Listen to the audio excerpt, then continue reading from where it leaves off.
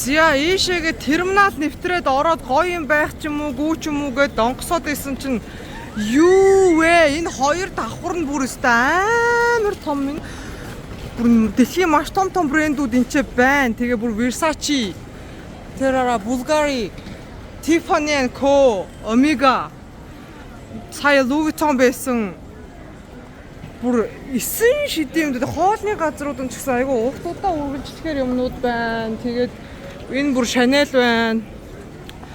За одоо бит хоёр нэг Valentino за боли ингээд дурдаад байх юм бол 10,000 брэндүүд байгаа хгүй. Тэгээд нэг манай охин зайцсанд амар дуртай. Зайдас хайгаад энэ чи явж ийн. Тэгээд сая бол нэг орохдоо тэргээ хураалгацсан байсан. Тэгээд дахиад тэрэг авчлаа. Одоо хаанаас зайцсаа олчих юм бэ? Тэгэхгүй энэ бүр арай л хитрхи том юм байна да.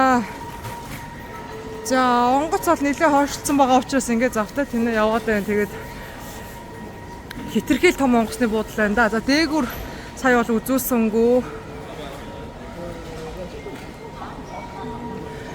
За яг хуу тэгээд миний бодлоор ингэж нисэх ерөн жоохон дэми юм шиг байна. Яг хуу хэрвээ та нарт одоо заавал онгоцоор нисмээр байна гингүүт одоо Гуанчжоугаас 50 минут яваад хичнээн Хонконг ороод тэгээд одоо ингээд гайгүй юм шиг санагдах боловч яг хурдны галт иргэн буудлаас онгоцны буудал хүртэл бол 1 цаг орчим явна.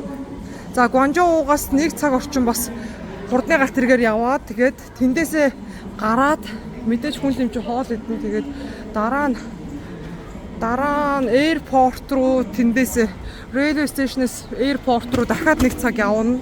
Ойролцоогоор 80-100 км-ийн хурдтайгаар аэропорт руу явна. Тэгсэн хэрнээ дахиад энэ дотроо бол бас ирээд 2-3 цаг нэлээд явах юм байна. Бүр дэндүү том онгоцны буудал байна. Тэгээд тийм учраас Гуанчжоугаас Хонконг орж нисээд Монгол руугаа очно гэдэг бол нэг тийм зөв арга бол биш вэ? Миний охин унтсан уу гайгүй юу? Уушлаараа за. Нэг тийм зөв арга бол биш байна.